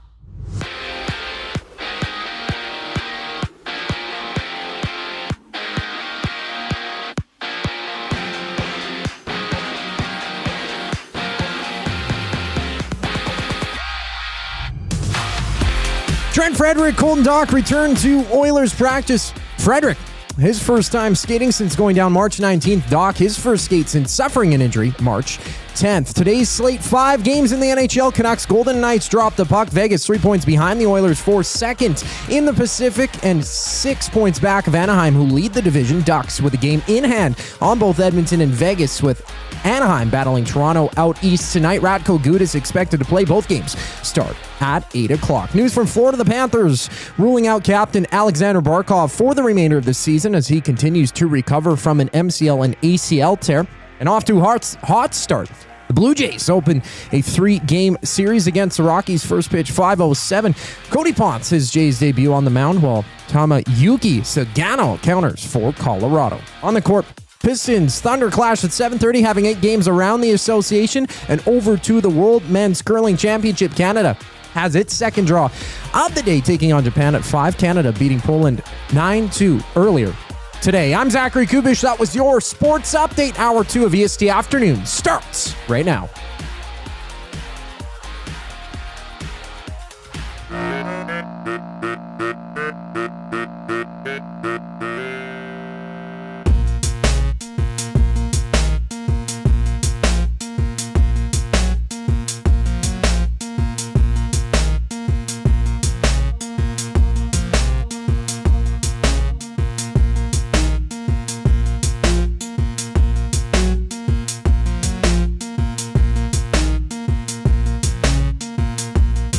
It's hour 2 here on the Monday edition of EST Afternoons. Joaquin, Gage, Hernan, Salas. It's Modern Measure Monday, the second group to go. Gage, you're wearing the nice brown with pattern of a little bit of blue and black. I got the blue with a little bit of pattern of green and black, and we're feeling good and looking good. Make sure to check out Modern Measure, 10111 104th Ave. It's in the Edmonton Tower. Jared and Richie will help you out. They do it all. Graduations, weddings. Hey, you just want to look fly like we do, right? Welcome back. It's the final hour here on EST Afternoon. Shayna Goldman coming up in about 16 minutes' time. The screw, let's do a parlay. And like always, hit us up on the River Korean box, 780-218-9999. And the nasty chat. Slam that thumbs up. Let's go. Come on. Don't be a pleasure delayer like our good buddy Reed Wilkins says. So, all right, Joaquin, let's start with Blue Jays. 3-game sweep. I'll say the pregame on Friday was too long. Oh. I was like, throw the damn ball. No, That's all it was I wanted great. to see. I loved every second of it. It was great. They look good. I mean, I know the Athletics have a good hitting lineup according to the broadcast, but outside of that Saturday game, we didn't really see it. So check this out. They sweep them. They're in action, like you heard from Coob, against the Colorado Rockies tonight. The Blue Jays struck out 47 batters in the series, most by any team in the first 3 games of a season in MLB history since 1900. I thought it was 50. Wasn't it 50? It might have went up to 50. Yeah. That's crazy, Joaquin. So check out the starters. Gosman had 11 Ks. Cease had 12 Ks. Lar goes in and gets 9. And then add all the relief pitchers. Unbelievable. How about the new guy, Kazuma Okamoto? Oh, yeah. 333 hitting average, 1 home run, 1 RBI, 4 hits. Like, this team's, I mean, listen, it's 3 games, Joaquin. You got 159 to go. But so far, so good, man. Yeah, I mean, there's talk about a sport with peaks and valleys in it, right? But obviously feeling really good about themselves. 2 walk-offs, which is great for opening weekend. Like the fans are in it. It seems like the guys are really in it. They really seem like they've taken last year into this year, you know, and that's kind of what I was looking. How do they deal with being an eyelash away from being World Series champions? And they're a focused group. I thoroughly enjoyed. I didn't watch the third game, but I watched the first 2, and it was great. The excitement, and like I was down because they were down, and they come back. Man, it's a lot of fun watching these Jays team and learning about the team and everything, and the pitching staff. Just phenomenal job. Just absolutely phenomenal job. And imagine when they get back a Trey Savage to that starting rotation. Yeah. Like, that's going to be unbelievable. I think Cody Ponce goes tonight against the Rockies, going up against Tomoyuki Sugano. Clutch Ernie, too. Clutch Ernie Clement. How about Georgie hitting? Georgie. Okay, I got to ask, and I know people are going to come at me for this, but I got to ask, Joaquin. I don't like the home run jacket, and I don't like them dumping a jug of Gatorade or water on the player getting interviewed in the regular season. Is that just me being old? Yeah. Because, like, why are you dumping water on the guy doing an interview with Hazel May? Like, it's game 3. Like, but it was his first game. It was his first game as a J. But they do it to everybody. No, they don't. I think they do. No, they don't. And then the home. Okay, what if you're losing like 12-0? You hit a home run. You're still going to put the jacket on your teammate? Mm-hmm. See what I'm getting at? What? I don't know. I don't like it. I think it's too much. I think you do that when you're actually won something. No, I like the home run celebrations. There's not that many of them, really, right? Well, I guess there is, but I like it. I think they're celebrating. Enough with your Connor McDavid. Don't celebrate after a goal. Show some emotion. Especially after you hit a dinger. Come on, man. Quit being so old and crotchety. Sorry. That's ridiculous. How are you mad at that? Even the pregame on Friday, I was like, can we just play ball? Like, I know. What's wrong with you? I don't know. I'm getting old and cranky. You're not even old. Hey, how about Bo Bichette? Getting booed. Booed in his third game. He said, I would have booed myself too. Well, he goes, I'm surprised it took them this long. Yeah. But he got booed. Harper got booed in Washington. Yeah, man, the boys of summer are back. It's great. It's kind of, I kind of felt bad for Bichette, but I was also like, yeah, serves you right. That's what you get. Yeah. That's what you get. Should have stayed. Okay, Joaquin, let's move on. Before we get to F1, that Duke game, what a heartbreak, bro. Like, I think I watched that like 100 times yesterday. Who threw that up? Booker? What was it? It was Booker, yeah. Oh, what are you doing? I know, just hold it. Just hold the ball. Well, I don't get it. Why put it in play? Why give them a chance? Hold the ball, let them foul you. Yeah. Like I felt bad for the kid, and good on the kid for doing media after. Oh, yeah. And the reporters trying to ask the tough questions without being rude about it. But sometimes it's just, you got to ask. And good on him for saying, yeah, I'll do it, because he could have declined. But Joaquin, man, like just the whole emotions of, he misses he missed the first one, sunk the second one. All you have to do is get the ball, get fouled.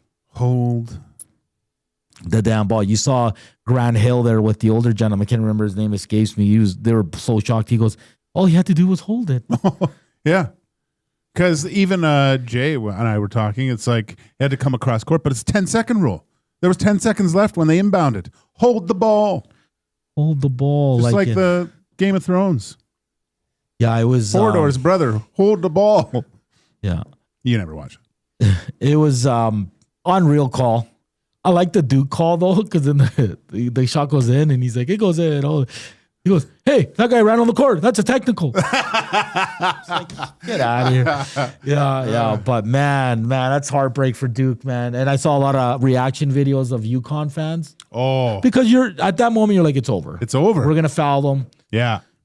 hopefully have some time left. Try to tie it for a 3. And then the kid that hit it, Mullins, he said in his post game, he goes, I thought I tied the game. Yeah. Yeah. I was like, holy. What a shot. Oh, man. And I was talking to Matty about it. He goes, and it wasn't like a 3-3. He was almost at center. Yeah. Like, come on. That was massive. And showing the coach's mom, and she's just dropping F-bombs because she can't believe it. The crazy. Like, I just love seeing the side-by-side of the two different reactions, right? Like, complete and utter heartbreak, and then just pure... Just destroyed. Pure excitement. So, absolutely unreal. If you've missed it, I don't know how you have if you're on X, because it's been, like, it's nonstop on there. It was... That's why it's called March Madness. The madness is How many brackets are busted? I still have Michigan alive. Oh, do you? I have them to win it all. But I had Duke in the final. I think I had Duke in the final too. Yeah, but they didn't. They were up 19. I think they were fat and sassy. Yeah. Like they barely got out of round 1. Well, they almost lost their first game. Yeah. They were up 19 at one point in that game yesterday. You got to close that out. Absolutely close it out. And good on Duke, coach. You can tell the players love him, and he had his players back. But for the Boozer kid, man. Did we say Boozer to start it off? Yeah. Boozer. Yeah. Boozer's kid. Like, I give him props, man. But to go out there and do media in those moments. Yeah. Emotions are still very raw. But, man, hold the ball. Or launch it high. Yeah. Do something. Fall forward. Just hold it. All you have to do is hold that like a running back and let them come at you. Well, he saw two guys wide open, right? So he thinks, I'm going to get it to them. I've done this 100 times, right? Like, it's I don't know, man. It's like if you're up by 4, maybe. Yeah, it's a good point. Big Uke says only 15% of brackets on Yahoo had Yukon going to the Final Four. Wow. That is insane. Aren't they like, they're the 2 seed, aren't they?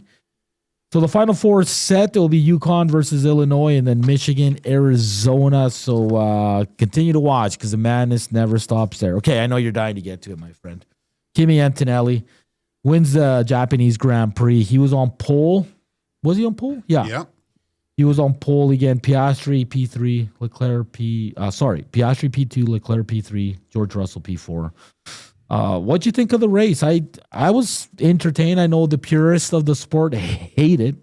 Yeah. Half of the drivers hate it, but all in all, man, the passing is just...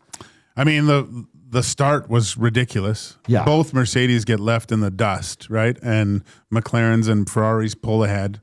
Then you're like, holy smoke, because Piastri finally did a lap. Yeah. I mean, I liked the racing. I think Kimi got a little bit fortunate with the safety car. Yeah. Okay. And George was because he just pit right before that happened. Kimi pits, gets a difference of like 14 seconds, I think it was, to pit under the safety car, and boom, he's off to the races. But youngest teenager to be leading the F1 Drivers' Championship in points. Unbelievable accomplishment. But we saw what a lot of drivers were talking about from the start of the year with these cars, that it's not really racing because you're trying to find points in the track to get the battery power up so you can deploy it at certain areas. And unfortunately for Ollie Behrman, he came to a spot where a guy was trying to harvest energy. He was going full out, came on him way too quick because there was the difference of 50 kilometers an hour at those speeds is ridiculous, right? So he avoids him, goes in the wall. He was hurt. Yeah, hurt knee. And every driver in the afterward is saying, "This is what we were telling you guys. Yeah. This is why this is dangerous." So I think the best thing to happen, since they're not racing for a month, is they can maybe they got a lot of data to look at, because I know they made some adjustments to the battery power, but you can't have that type of discrepancy of guys trying to harvest power and guys going flat out. You're gonna have what's gonna happen in courses where there's not a runoff. You can't have guys going into the wall at that point, right? So it'll be interesting to see. And Fernando Alonso finishes the race in an Aston Martin. Stroll was funny. He goes, yeah, me and Alonso had fun at the back, just going back and forth. Carlos Sainz had a lot to say. Again, Max talking about he wants to retire. He's not happy with the car, and you can hear it in his voice when he's in the car. I'll say this. There's a reporter, a female reporter. She's been doing it for years. On qualifying, she was asking some tough questions. You can tell the drivers are getting really annoyed. Oh yeah, like Alex Albon's like I just told you, like, what do you want me to say? Like, and then she doubled down. She goes, well, I've been doing this for you know how many years, and it was like almost uncomfortable to even watch it. Like, I think it's Rachel Brooks. I don't know. I'd have to look. The one thing I did, Lou, a little bit of, because Max was, I guess, at the beginning of the Grand Prix. They go into the drivers' meetings and there's reporters in there, and you heard that Max wasn't going to speak until that reporter left, and Max justified it by, look, you always just see me when the interviews are happening, and I felt disrespected last year because he felt that the reporter that asked him the question, did he regret making contact with George Russell earlier on in the year that ended up having him lose the championship, and he was asked this question, but he said that it was asked in a manner demeaning to Max, like he was kind of like, oh yeah, na boo boo kind of thing, and he said he laughed at him. Yeah, he laughed at him because he didn't win, and so Max took offense to that. Yeah. So I mean, you can't tell me that none of us wouldn't do the same if someone disrespected you like that in front of your face asking you a question. So I get it. Well, and this lady was, because she was asking really technical questions. And Alex Albon pretty much was saying, like, I have to go look at the data. Like, I just finished qualifying. You know what I mean? Yeah. But then she would double down and double down. It got uncomfortable. And I think she pissed off Alex Albon.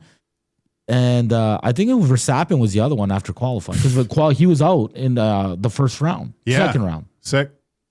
Was he? He might have been out. No, second round. Second round. Yeah.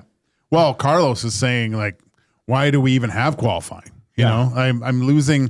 And I don't know if this is, sometimes you got to look deeper into things, but when they were showing the onboard cameras of the speed, I think they were fudging the numbers a little bit, because they were showing the top speed going in, but then they lost, like, I want to say, like 90 clicks go all of a sudden, like, just click.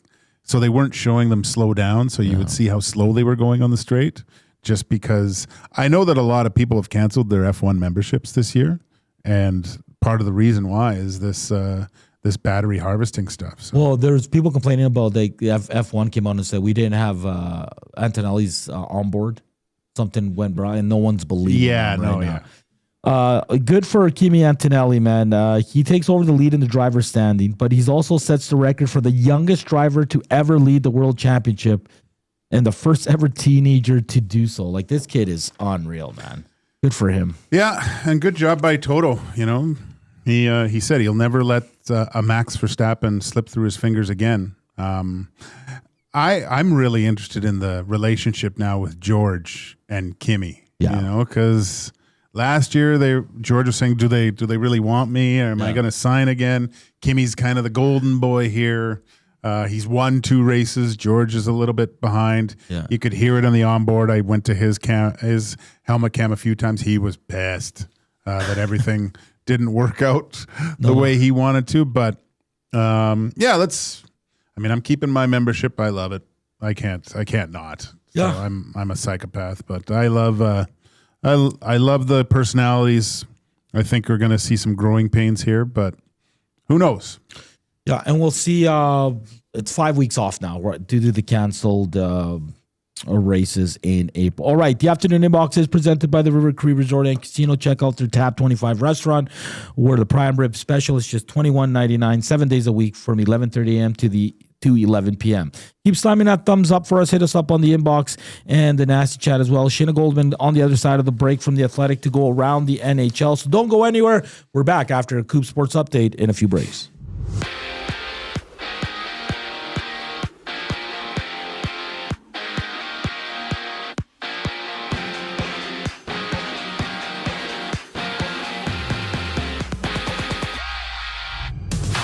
Ryan Frederick, Colton Dock return to Oilers practice today. Frederick practicing for the first time since going down with an injury March 19th. Dock, his first skate since suffering an injury March 10th. Today's slate, 5 games in the NHL. Canucks, Golden Knights duel. Vegas 3 points back behind Edmonton. 4 second in the Pacific, 6 points behind Anaheim, who leads the division. Ducks with a game in hand on both Edmonton and Vegas. Anaheim battling Toronto out east tonight. Radko Gudas expected to play for the Ducks. Both of those games go at 8 o'clock. News from Florida: the Panthers have ruled out captain Alexander Barkov for the remainder of the season. He continues to recover from an MCL and ACL tear. And off to a hot start, the Blue Jays open the first of 3 games against the Rockies. First pitch at 5:07. Cody Ponce, his Jays debut on the mound. And Yuki Sagano countering for Colorado. On the court, the Pistons Thunder, they clash 7:30 tip-off, having 8 games around the NBA and over to the World Men's Curling Championship. Canada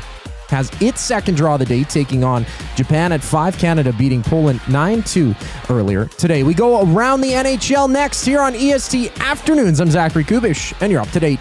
Cater with Royal Pizza, you're getting the same great pizzas, pastas, and salads you love, just bigger and built for a crowd. Perfect for teams, offices, or parties, Royal Pizza's catering brings real value around $10 per person. Delicious, high quality, and easy. If you like their pastas, you'll love their catering pastas even more. Visit royalpizza.ca or contact your local store for exact pricing and details. So come on home, Royal Pizza, still making it great.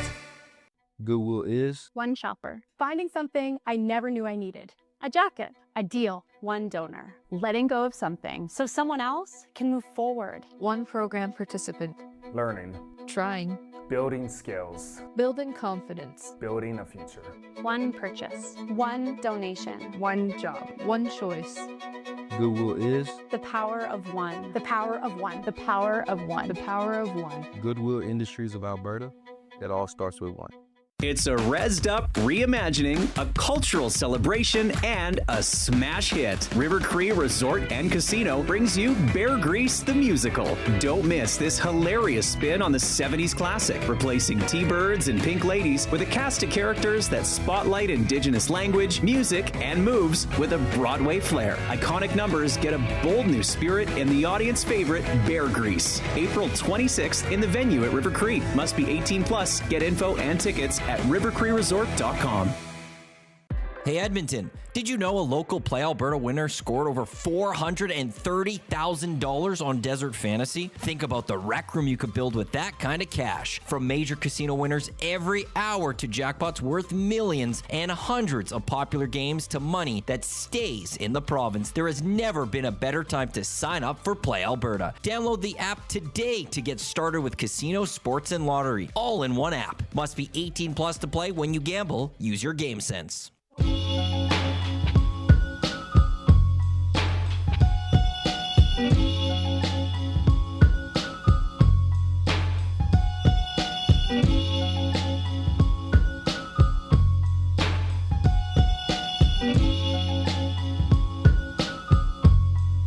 We're back here on EST Afternoons, Joaquin, Gage, Hernan, Salas on this Monday. Weather's supposed to improve towards the end of the week. Hopefully we can get rid of this snow.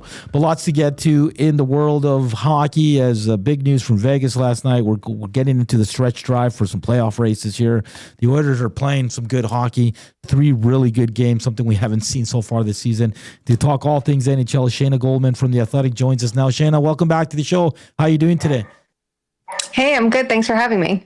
Yeah, no, thank you for taking the time this afternoon. Shayna, let's start with the big news that dropped yesterday evening. Bruce Cassidy out, John Tortorella back in the NHL. Sounds like he'll be just for this season, and then they'll kind of go over things in the offseason. But were you surprised at the timing of this decision, and what do you make of John Tortorella? Can he turn that team around?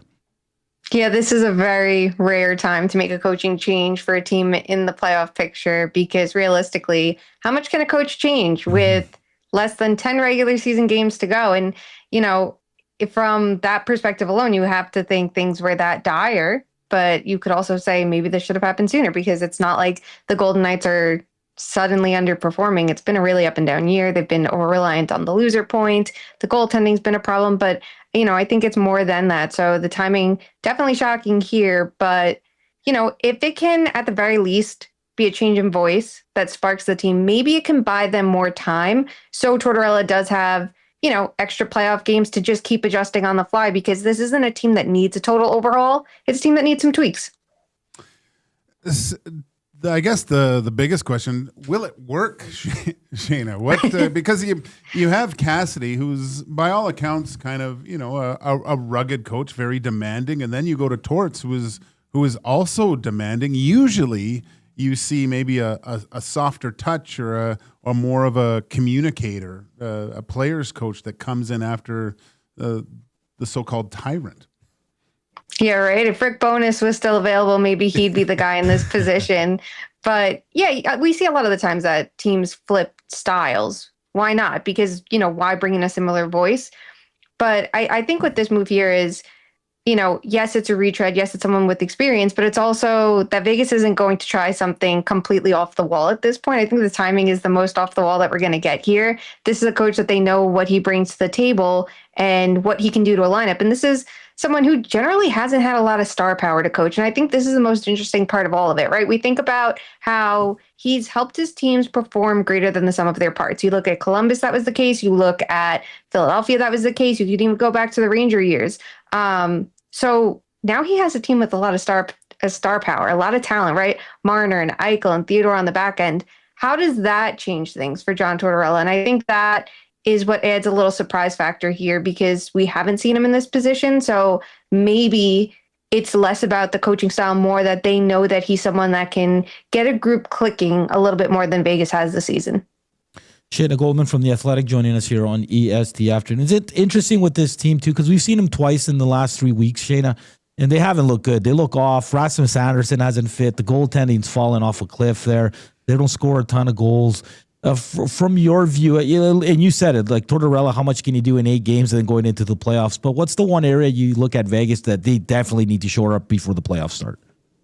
Well, goaltending. But if, the goaltending is something that's kind of out of their control. So I think you need more goal support. I think they need tweaks overall at 5-on-5, though. I would say that's going to be like the big area. And that's a John Tortorella specialty versus, special team situations, really. I would say this is where he can help make adjustments, because, again, they don't need to completely change what they're doing. But I think that they need tweaks to fit this, team style a little bit more to what the roster is at this point. And, if you look at their play since the Olympic break, I know that they're 4th in the league in expected goal rate, right? And, their numbers on both sides of the lineup look pretty good. It's just that they're shooting 7%. They're only scoring, I think, 1.92 goals per 60 since the Olympics, and they're not getting the saves. But I think that there's so much more below those numbers that are part of the problem. Like, I don't think that they're breaking out of the zone as cleanly this year. And that's something that they've always had at their disposal, is like a deep blue line that can skate the puck out and start the rush. And once they're in their offensive zone, this is a team that can get to work off the forecheck. And it just feels like those are the little tweaks that they need, right? Because this is a lineup with a lot of passing talent. I don't think that's been highlighted enough this year either. So if Tortorella can get some of the players back to their strengths, the Eichels, the Hurdles, the Marners of the world, that'll be a plus. But if he can get the rest of the group clicking and have a more established forecheck, I think that'll help, especially this time of year. Shayna, now looking at the turtle race, the pillow fight, as Connor McDavid referred to the Pacific Division, it's always nice to get an outside look. Do you think like the eventual team that comes out of the Pacific has any chance against one of these juggernauts from the Central, or is it just that team is kind of getting a bye all the way to the finals? You know what? I think every year I look at a team like the Oilers specifically, and I go, I don't care what they do in the regular season. They're going to flip a switch. It doesn't matter how great the Central Division looks, because they're going to find a way. And I don't feel that way this year. And obviously that can change. They can come into the playoffs and do what they always do, and we're all going to stop talking and be like, all right, you know what? Be as bad as you want in the regular season. Just make it and go from there. But it does feel like unless the Central really beats each other up, that they're completely out of gas by round 3, which could happen. It's a consequence of this playoff format. And if you're, say, Dallas, and you have to go through Minnesota, then Colorado to get to a Pacific Division team, you're probably limping into it a lot more than you would have been had, the reverse been the case and they had that easier round 1 matchup that they probably have earned at this point. So, yeah, I mean, anything can happen. But when you look at the wildcard teams and you look at who's coming out of the Pacific, there's so many flaws versus, I would say, Colorado and Dallas, who are still that tier above Minnesota in my book, that there's just a little bit too much separation right now, but anything can happen. Shayna, just looking out east, the New Jersey Devils, a team we thought we saw them last year take that step. This year, they've fallen off again. When you look at that squad and just from coaching to the players, the roster makeup, which direction do you see the Devils going in this offseason? I mean, the direction they should go in is not necessarily the direction they will go in. And I think that they've been so distracted by teams like the Panthers winning, right? Because instead of looking at their roster and going, what are elements they can emulate to be a stronger opponent and to be able to match up to teams like the Panthers, it feels like they've tried to become them, which they're not. The roster is not built for that. They don't have the depth scoring. They didn't acquire enough last summer. So when that became an issue this year, and without Hughes or Hischier going, the rest of the lineup, it kind of dried up in the bottom six. It wasn't exactly surprising. But I think the other part of it is the systems just are not right for this team, because there's nothing wrong with saying you want to have a dimensional attack and a more well-rounded attack. We saw the Florida Panthers do that. They were the best rush-based team in the league, and now they're one of the best forechecking teams in the league. And, sometimes teams find a way to straddle both worlds. The Devils aren't that. Mm-hmm. It feels like they've gotten so far away from their rush-based strengths this year that it's kind of imploded. And now this last stretch, it looks like they're playing like they should be again. So, I mean, I could see, should they go for a new voice? Should they go for a new direction? Maybe. Should they go for a coach or a general manager who knows how to make the best of this core that they've invested in? Sure. But you could also say, doing some work around the fringes would go a long way, and just making adjustments. If coaches and general managers are willing to do that, that would go a long way. Shayna, there's a player here in Edmonton that's a lightning rod, but he's somehow found himself in the conversation for the Norris Trophy, and that's Evan Bouchard. What is your overall thinking? Because now I'm hearing people within this market that said horrible things about him a few weeks ago till now, going, give him the Norris now. When you look at the numbers, and the Norris in the past usually goes to the top scoring defenseman, and there's calls to make another trophy for the all-around guy. But who's your number one right now to win that Norris Trophy, and is it Evan Bouchard?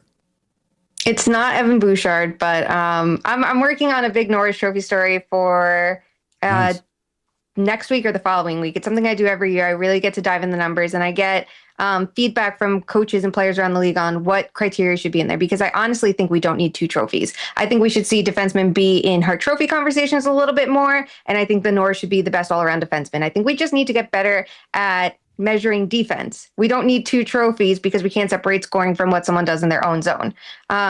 Even with that whole all-around defense in mind, I still think he should be up there in the conversation. Like, should he get a lot of top five votes? Absolutely. I think Makar is still up there. Werenski and Seider, for me, are very high on that list too. And, even Miro Heiskanen is having a fantastic season. I don't think he's going to get enough credit because the bar is just raising for defensemen this year, and it feels like everyone's leveled up. So hopefully we do see, a different mix of names this year. It feels like Bouchard should be in there along with guys like Lane Hudson, because they are actually better in their own zone than they get credit for. The problem for someone like Bouchard is when he makes a mistake, it tends to be so glaring because it's either a horrible lapse in the worst situation or he doesn't have the timely saves behind him. So it's nice to see the conversation finally moving on from that, because he really has grown a ton. Shayna Goldman from The Athletic joining us here on EST Afternoons. The playoff races are heating up. There's a few more teams in the West now making up some ground there, but the East one is just phenomenal to watch. When it's all said and done, Shane, and you look at the teams that, the 2-3 teams that might be out when it's all said and done, who do you have there kind of just missing the playoffs in the East? I think the Senators have done a ton to improve. I think they've been playing really well. I just think the injuries are going to be too much. Not having Sanderson and Thomas Chabot, I think that's going to be a backbreaker for them, honestly, at the end of the day. The team I'm definitely the most concerned about in that playoff picture is the Detroit Red Wings. It feels like every year they come into March and something goes south for them. And now they're getting healthier. They have Dylan Larkin back, and it feels like they're still not playing at the pace they need to on either end of the ice. I think we saw them over-rely on the power play at times in recent years, and now the 5-on-5 scoring isn't there, and the power play scoring isn't consistent enough either. And to come back again, say the Flyers Saturday night, that's great and wonderful. But if you don't get the job done, these are missed points that are eventually going to bite them, and they don't have the easiest schedule ahead. So I would lean towards an Islanders making, the Islanders making it because they have that otherworldly goaltending. They have that special factor to take them up a notch. The Blue Jackets have improved a ton. It feels like Ottawa and Detroit are the two teams that could slip out here. Shayna, great stuff as always. Enjoy the stretch drive here to the end of the regular season and into the playoffs. Should be a fun one. Sure, we'll chat with you during the playoffs. Thanks again, Shayna. Thanks for having me. All right, Shayna Goldman from The Athletic there joined us here on EST Afternoons. Yeah, a lot of questions on the Senators also, Gage, about the goaltending decision.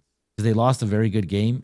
Sorry, not a good game. They lost a very important game over the weekend, and everybody was up in arms why Ullmark didn't get the start.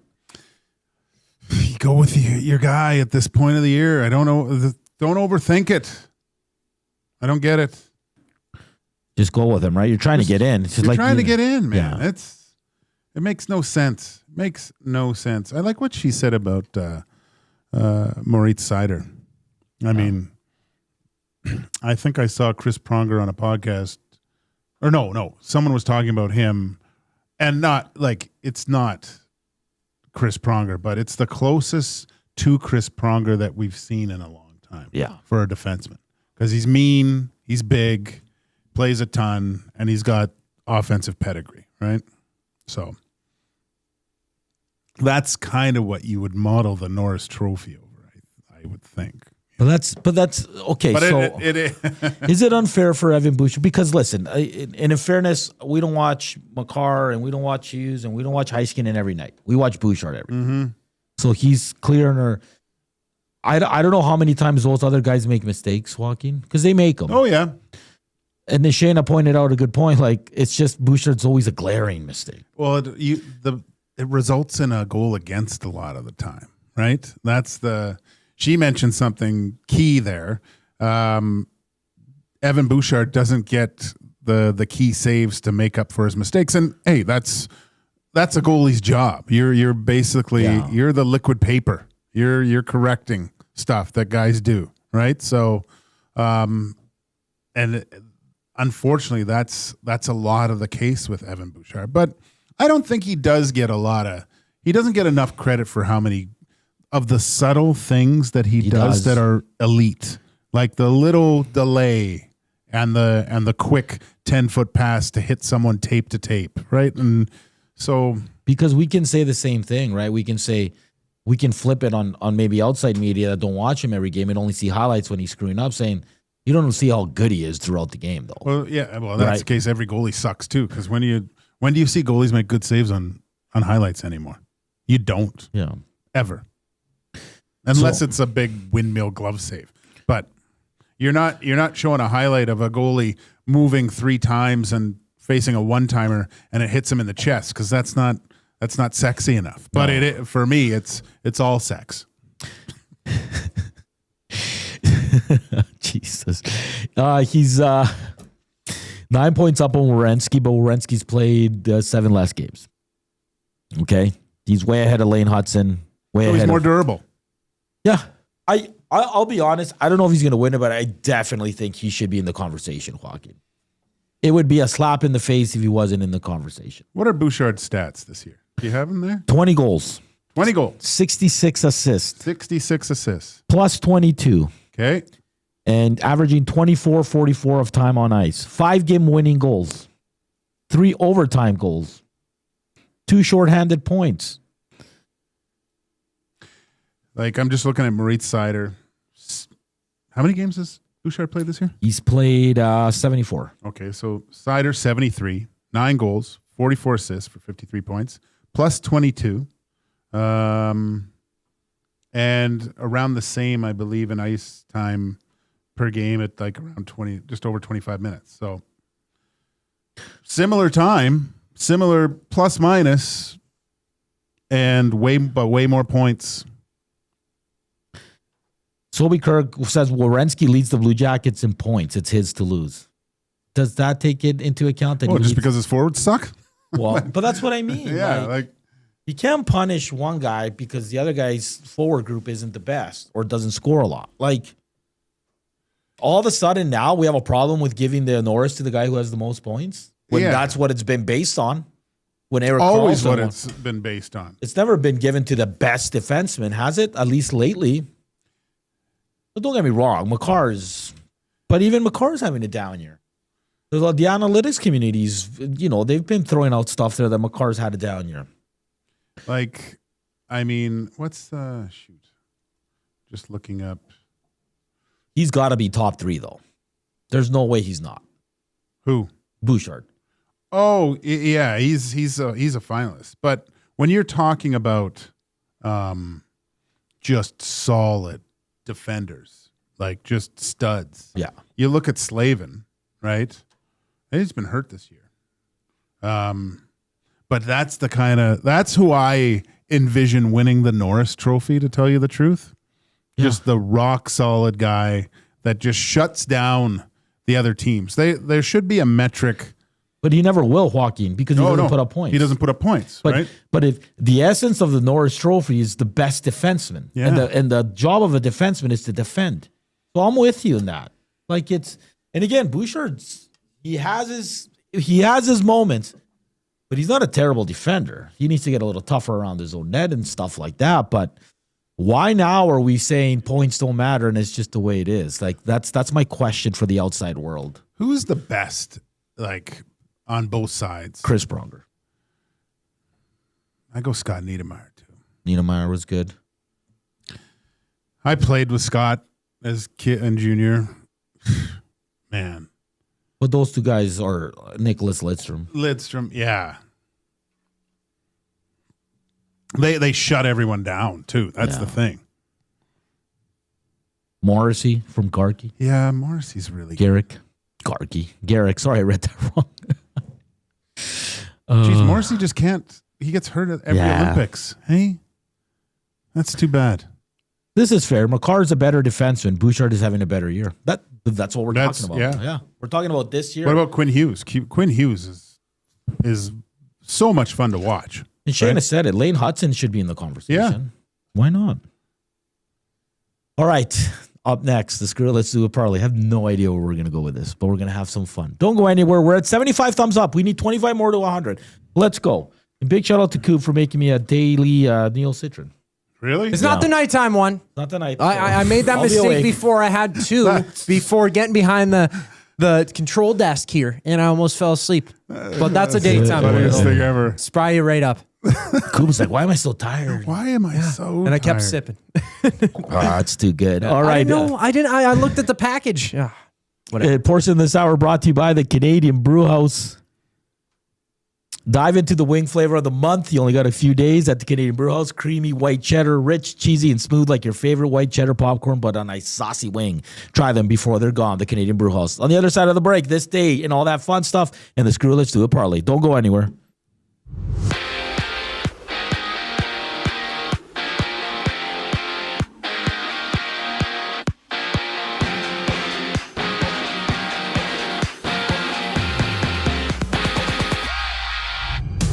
Trent Frederick, Colton Dock both return to Oilers practice. Frederick not skating since March 19th after suffering an injury, with Dock participating in his first practice since suffering an injury March 10th. Today's slate in the NHL, 5 games. Canucks Golden Knights face off. Vegas 3 points behind the Oilers for second in the Pacific and 6 points back of Anaheim, who lead the division.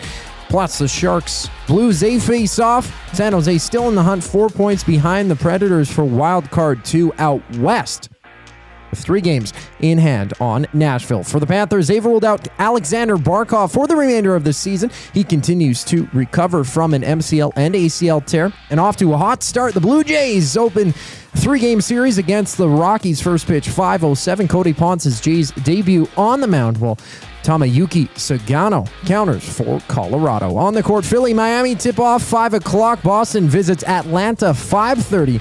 While the Pistons and Thunder clash at 7:30, having 8 games around the NBA tonight.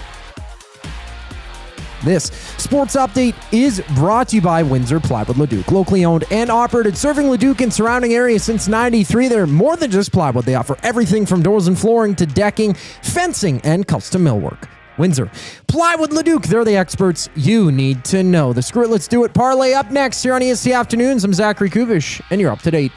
Our subs are freshly toasted, stacked high, and crafted to satisfy. Each sub is piled high with premium meats, melty cheese, and toasted to perfection. Firehouse Subs brings bold flavor to every bite, all served on a freshly toasted roll. But we're not just feeding Edmonton, we're fueling it. Dig into the brisket hat trick, piled with slow-smoked brisket and melty cheese. Or go to the Firehouse Subs fan favorite, the Hook and Ladder. Made to order with smoked turkey, honey ham, and Monterey Jack cheese on a perfectly toasted roll. With 15 Firehouse Sub locations across Edmonton and the greater area, it's easy to grab a hot and hearty sub close to home. Firehouse Subs.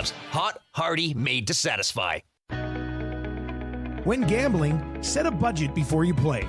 Stay informed and visit GameSenseAB.ca to learn how. Remember, if you gamble, use your game sense.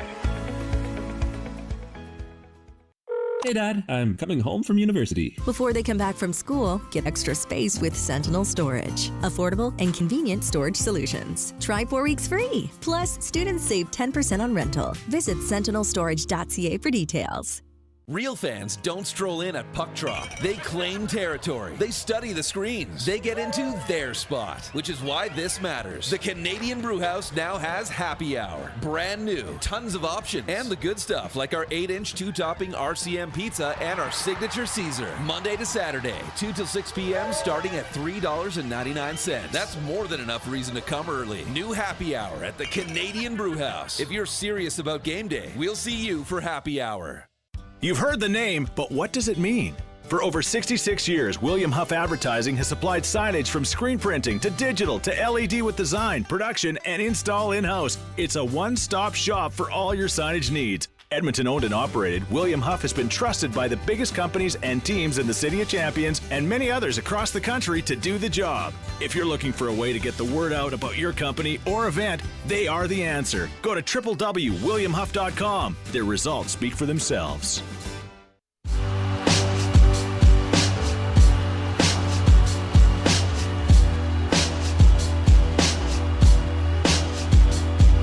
Dun, dun.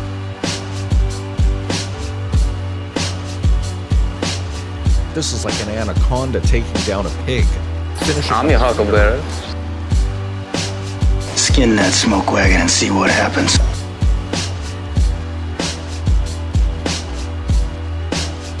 Yeah, baby. Hey, we're on the Evan Bouchard Norris train. Don't you worry, right, Gager? Right. Let's go. Let's go. Get that guy some hardware. Let's get this guy some hardware, man. Oilers, Kraken tomorrow. Big game for the Kraken.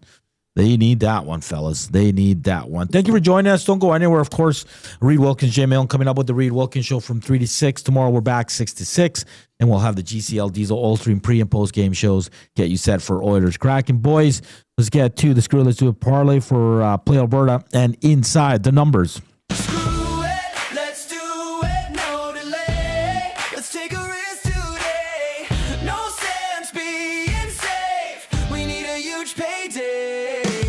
All right, fellas, what do we have today?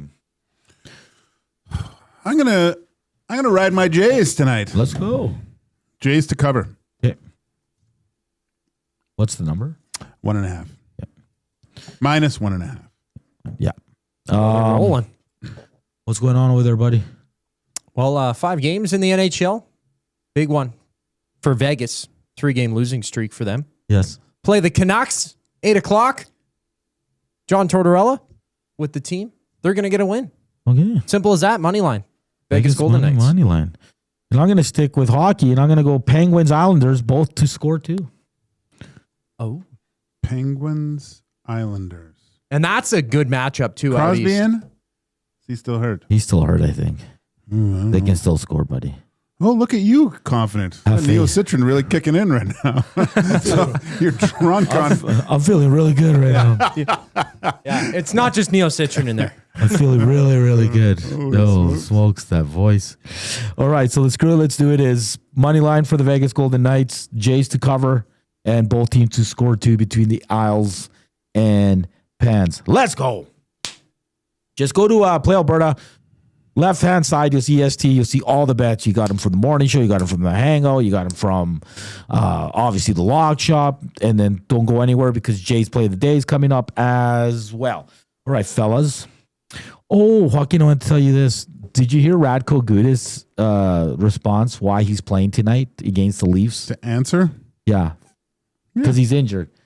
He said, I stand behind my own mistakes. I want to address it myself. Oh, I wonder who's going to do anything. That's a captain, man. I'm like, this guy's hurt and he wants to come in here because we know one of us has to fight him. Yeah. I'm out. I'd be like, I'm out. Yeah. That's great. Good on him, man. Yeah. Ball in your court, Leafs. They were probably happy he wasn't playing. Now Yeah, someone's like- got to do something. They're probably like pulling straws to see who wants to fight him. Matthews, you're up. I guess he's out. Who's wearing the C right now? Isn't Is it he coming back? Styles? Yeah. Who? Willie Styles. Oh, yeah. He's not. No? He doesn't get in there? Maybe Berube fights him. He's the only guy that probably do good. All right. In this day, 1994, Major League 2 debuted in theaters. I still think Major League 2 is better than the original Major League. Isn't that called Back to the Minors or is that 3? Oh, that's 3. That's 3? Yeah. That's with the guy that has the shake, right? Yeah. I like that one. Also on this day, 1994, one of my favorite movies, Romancing the Stone, debuted in theaters. Kirk Douglas. What was her name? Kathleen Turner. Kathleen Turner. Danny DeVito. Loved it. And Saw Jewel. the first one in the theater in Granville, I remember. And then The Jewel of the Nile. Jewel of the Nile. Also on this day, 1988, Beetlejuice was released in theaters. Don't say it 3 times. Yeah, there, boy. Oh, look at this guy. On this day, 47 years ago, boys, the NHL announced 4 expansion teams to merge with the WHA and join the league for the 79-80 season. Can you name them? Jets, Oilers, Whalers? Yep. and Another team that's no longer around. Another team. was it Atlanta? No, Quebec. Quebec. Oh, the Nordiques. Happy birthday to Ty Conklin. Oh, no way. Yeah. He's 50. Can't be 50. Yes, he can. No, Well, how old am I? you're 50. I'm older than 50. Yeah, I know. You're a young 50. Today's National Pencil Day. Today's National Doctor's We have a Day. pencil sharpener, like an old school one. I love it. It's great. It's the best part of I my love day. sharpening pencils here. It's like I get like a rush off it. Yeah. I want to go buy like a stack of HP3s and go at it with there. Yeah. And it's National Virtual Vacation Day. Where are you going on your virtual vacation? Home? Me too. I'm going to my bed. Lay down because I'm. Oh, yeah. What are you going to do tonight? Are you going to... Gonna have some soup. What kind of soup? Good soup. Maybe just some chicken soup. That's In a all can? right. If I were you, this is what I'd do. Okay. Okay. Go get some, I'd go get some nice bread, some fresh, like a French loaf, cut into thick pieces. Then you go get garlic, roast it, like put some olive oil, some salt in a tin foil, put in the oven, roast that thing, then squeeze out the garlic cloves onto the bread, toast it up, eat that, put on one of your Russian tracksuits there and go to sleep with it and sweat it like a toucan too. Yeah. And just sweat. Sweat it out, eh? Yeah, that's what I do. Hey, we look sharp today. Big shout out to Modern Measure. Jared and Richie for hooking us up. Absolutely love my new suit. Now I have 2, Gager. I'm fancy. You are. Yeah. You're really fancy. Yeah, actually. so Modern Measure, you can find them at 101 111 104th Avenue. They're right in the Edmonton Tower, first floor. You can't miss them. They'll treat you great. Whatever you need. Graduation, wedding party. You're going to a wedding. Or you're And going tell to an them event. we sent you. And tell them Hernan and Gage sent you. And I don't know who's next up the next show, but it was fun going there to picking out all our, because you pick out everything, your buttons, absolutely everything. Yeah. So we had a great time. It was fun wearing suits on the show. We looked very classy. And we roll along. Don't go anywhere. Coming up next, it is the Reed Wilkins Show with Reed and Jay. And of course, a shout out to Shayna Goldman from The Athletic and Guy Flaming from The Pipeline Show for joining us today. Tomorrow's another day, and it's an Oiler game day. We'll get you set throughout the day here on Edmonton Sports Talk. For Coop, Walk, I'm Hernan saying enjoy the rest of your Monday. We'll talk tomorrow. Chowders.